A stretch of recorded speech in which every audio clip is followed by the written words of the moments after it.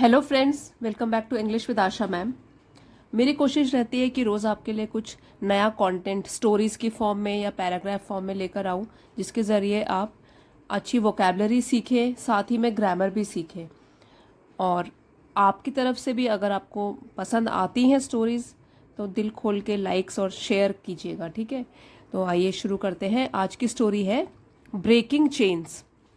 Breaking means तोड़ना, chains का मतलब होता है जंजीरें।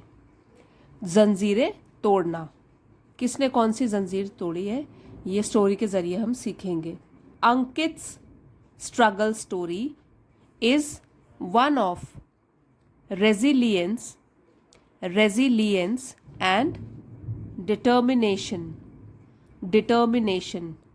पहले एक एक सेंटेंस में जो भी डिफिकल्ट वर्ड है आपको इलेबोरेटली मैं समझा देती हूँ, उसके बाद हम इस लाइन का मतलब सीखेंगे तो आपको इजीली समझ में आ जाएगा। रेजिलियंस, इसका मतलब होता है ऐसी एबिलिटी, ऐसी क्षमता जिससे कि मुश्किल टाइम को झेलकर भी हम फिर से वापस अपनी सेंसेस में आ जाएं, मतलब दुख मनाने ना बैठ जाएं, रिकवर कर लें। तो एन एबिलिटी टू रिकवर या एडजस्ट। तो रिकवर करना मतलब फिर से दोबारा से पुनः उसी अवस्था में आ जाना, या तो होता है एडजस्ट करना मुश्किलों में। सो फ्रेंड्स, ये बाहर आज बारिश का मौसम है तो जो भी डिस्टरबेंस होगी प्लीज़ आप भी ये ध्यान रखें कि बाहर बारिश हो रही है। रेजिलियंस, मुश्किलों के बावजूद भी अपने आप को संभाल लेना, उसको बोलते हैं। तो इसकी जो स्ट्रगल स्टोरी है, एक तो हो गया रेजिलियंस से भरी हुई, और डिटर्मिनेशन, ये नाउन है, इसका मतलब है पक्का इरादा, दृढ़ संकल्प। अब शुरू करते हैं। यहाँ पे अपोस्ट्रोफी लगा हुआ है, अंकित का के की। तो अंकित की जो संघर्ष की कहानी है, स्ट्रगल मीन्स संघर्ष, अंकित की जो संघर्ष की कहानी है वो भरी हुई है लचीलेपन से और पक्के इरादे से। लचीलापन मैंने इसलिए बोला है क्योंकि मुश्किल समय से निकलकर वो फिर से आगे लड़ने के लिए तैयार है। Ankit's struggle story is one of resilience and determination. तो अंकित की जो संघर्ष की कहानी है वो भरी हुई है लचीलेपन से और पक्के इरादे से। Growing up in a disadvantaged neighbourhood plagued by poverty and crime. यहाँ पे कॉमा लगा है, सेंटेंस अभी पूरा फिनिश नहीं हुआ है। Growing up in a disadvantaged neighbourhood plagued by poverty and crime. पहले इतने का मीनिंग समझते हैं। डिसएडवांटेज मीन्स किसी चीज से वंचित रह जाना, कोई कमी होना। नेबरहुड हो गया पड़ोस। प्लेग्ड, इसका मतलब होता है कि ग्रस्त होना, किसी जैसे बीमारी से कोई ग्रस्त हो जाता है, तो यहाँ पे प्लेग्ड का मतलब है कि समथिंग विच कॉजेज वरी और पेन, जो हमको दुख देता है। तो यहाँ पे हो गया पॉवर्टी, गरीबी के कारण ये दुख था। पॉवर्टी मीन्स गरीबी। क्राइम, अपराध। तो growing up in a disadvantaged neighbourhood plagued by poverty and crime, अपराध और गरीबी से ग्रस्त, वंचित, नेबरहुड मीन्स पड़ोस। तो ऐसा उसका पड़ोस था, मतलब जहां उसका घर है उसके आसपास उसने क्या देखा है, सिर्फ गरीबी देखी है और अपराध होते हुए देखा है। तो ऐसे वंचित हुए पड़ोस में बड़ा होकर, ग्रोइंग अप, क्योंकि वो ऐसे वातावरण में बड़ा हो रहा है जिसमें गरीबी उसने देखी है और अपराध होते हुए देखा है। Ankit faced numerous obstacles from an early age. Faced, सामना करना, न्यूमरस मीन्स कई, अनेक, ऑब्स्टिकल्स, बाधाएं या रुकावटें, अर्ली एज, उसके बचपन से ही। तो अंकित ने कई बाधाओं का बचपन से ही सामना किया।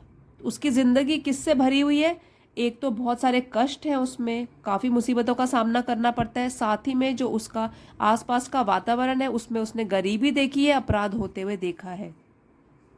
With limited access to quality education and few opportunities for advancement. अब यहाँ पे पॉज है, थोड़ा रुकेंगे हम, आपको फिर मैं इसका मीनिंग समझाती हूँ। लिमिटेड मीन्स सीमित, जो कम हो, और एक्सेस होता है पहुंच। क्वालिटी एजुकेशन एक अच्छी शिक्षा। फ्यू अपॉर्चुनिटीज, अपॉर्चुनिटी मीन्स अवसर, और एडवांसमेंट उन्नति। उसके सीमित पहुंच थी, मतलब अंकित के पास एक सीमित पहुंच थी, किसके लिए? कि वो एक अच्छी शिक्षा प्राप्त कर सके। उसके लिए क्या थी? मतलब उसके अच्छे हालात नहीं थे, क्योंकि आसपास भी ऐसा वातावरण है और खुद भी उसकी जिंदगी जो है संघर्ष से भरी हुई है।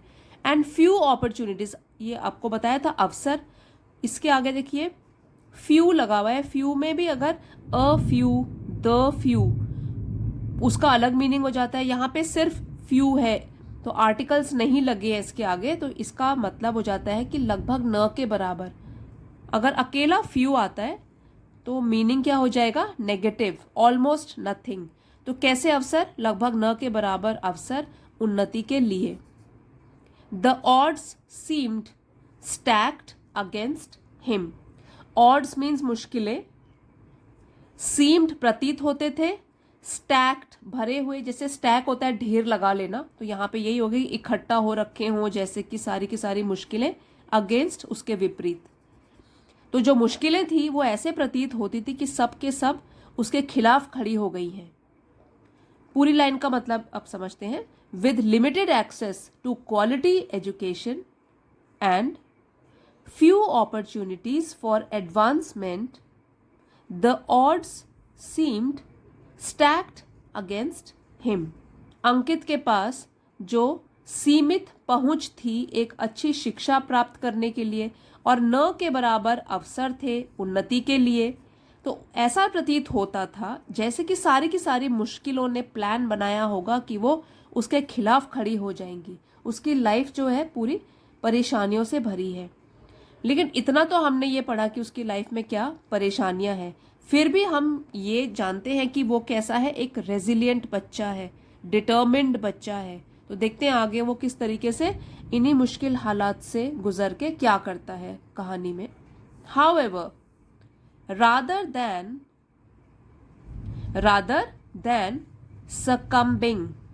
succumbing to despair, however means हालांकि, rather के बजाय, और देन, ये जो THAN होता है वो तब हम यूज करते हैं जब हम दो चीजों में तुलना कर रहे हों। तो यहां हम किसकी तुलना कर रहे हैं? कि उसके हालातों की, और उसने क्या किया, इन दोनों के बीच में तुलना हो रही है कि however rather than succumbing to despair. Despair निराशा, और सकम्बिंग ये वर्ब है, इसका मतलब है हार मान लेना, हथियार डाल देना। ठीक है, तो उसने क्या किया? निराशा के आगे हार नहीं मानी, उसके बजाय उसने क्या किया? Ankit embraced his challenges as opportunities for growth.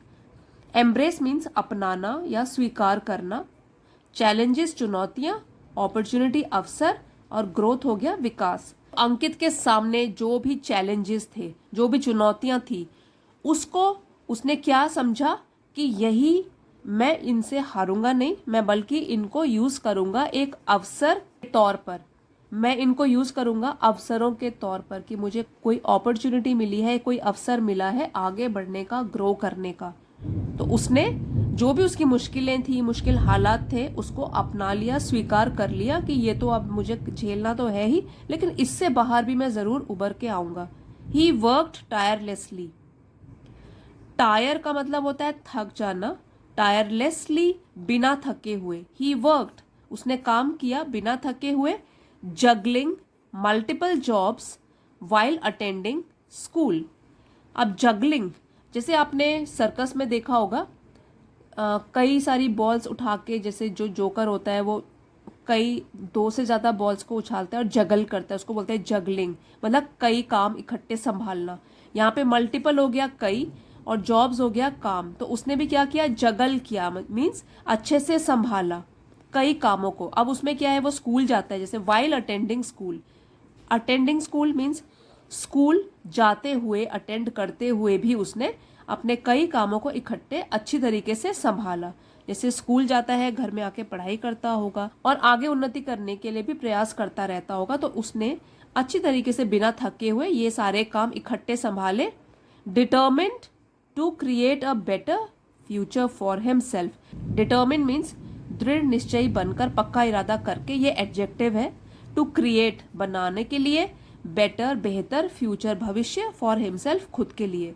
तो ये सब वो इतनी मेहनत क्यों कर रहा है? क्योंकि उसने दृढ़ निश्चय कर लिया है कि वो अपना भविष्य है बेहतर बनाएगा खुद के लिए। Despite facing setbacks and moments of doubt, despite means के बावजूद, facing सामना करना, setbacks कठिनाइयाँ, बाधाएं, मुश्किलें, moments होता है पल, और doubt हो गया शक या अपने ऊपर खुद यकीन ना होना।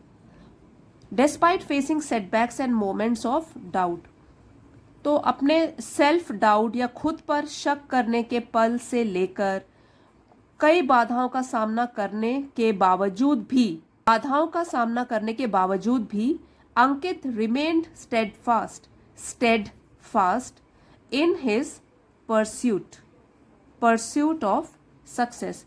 अंकित रहा, रिमेन्ड रहा, कैसा? स्टेडफास्ट। ये एडजेक्टिव है, इसका मतलब है कि दृढ़ निश्चय करके रहा, पक्का इरादा करके रहा। फर्म इन बिलीफ, जिसको अपने ऊपर पूरा विश्वास होता है उसको बोलते हैं स्टेडफास्ट। इन हिज परस्यूट मीन्स खोज। सक्सेस सफलता। अंकित जो है इतनी मुश्किलें फेस करने के बाद भी दृढ़ निश्चयी होकर बना रहा सक्सेस की खोज में, तो सफलता की खोज में, क्योंकि उसको पता था कि उसका आखिरी एम क्या है, कि उसको किसी ना किसी तरीके से सफल बनना ही है। और ये भी उसको पता था कि ये हालात तो मैं बदल नहीं सकता, इसी हालात में रहकर मुझे कुछ ना कुछ पॉजिटिव निकालना है। तो वो क्या कर रहा है? जो उसके हाथ में है वो चीज़ कर रहा है, वो हार्डवर्क उसके हाथ में है और बिना थके हुए काम कर रहा है। Through Perseverance and unwavering dedication. Perseverance ये नाउन है, इसका मतलब है कंटिन्यूड एफर्ट्स। परसिवियर करते रहना, चाहे मुश्किलें भी आए फिर भी लगातार प्रयास, अपनी तरफ से प्रयास करते रहना, उसको बोलते हैं परसिवियरेंस। कंटिन्यूड एफर्ट्स, लगातार प्रयास। Through Perseverance and unwavering dedication. Dedication यहाँ नाउन है, नाउन को डिस्क्राइब कर रहा है। अनवेवरिंग ये एडजेक्टिव है। सो क्या है? कंटिन्यूड एफर्ट्स के साथ और अटूट समर्पण के साथ। ठीक है, अटूट, अनवेवरिंग, जिसको तोड़ा ना जा सके, हिलाया डगमगाया ना जा सके, ऐसा उसका समर्पण था अपने लक्ष्य के प्रति। He eventually earned a scholarship to college. Eventually लास्ट में, आखिरकार, स्कॉलरशिप मिली उसको कॉलेज के लिए, मतलब उसने पढ़ाई में इतनी अच्छा रिजल्ट लेकर आया कि उसको एक स्कॉलरशिप मिली आखिरकार। Defying the odds and defying means चुनौती देना, ऑड्स बाधाएं, एंड प्रूविंग दैट प्रूव करना, सिद्ध करना, that with Perseverance and determination even the most daunting obstacles can be overcome. तो इस चीज़ का उसने क्या किया? कड़ी मेहनत करके जब उसको स्कॉलरशिप मिल गई अपने कॉलेज में जाने के लिए, तो उसने सारी बाधाओं को एक चुनौती की तरह लिया और ये सिद्ध किया कि अगर हम पूरी लगन के साथ लगातार प्रयास करते रहते हैं और डिटर्मिनेशन, दृढ़ निश्चय के साथ, पक्के इरादे के साथ लगे रहते हैं अपना काम करने में, तो even the most daunting obstacle, जो सबसे कठिन से कठिन बाधाएं होती हैं, मोस्ट सबसे ज़्यादा कठिन बाधाएं जो होती हैं, उन पर भी हम जीत पा सकते हैं। ओवरकम मीन्स काबू कर लेना या जीतना, तो उस पर भी हम काबू कर सकते हैं या जीत पा सकते हैं।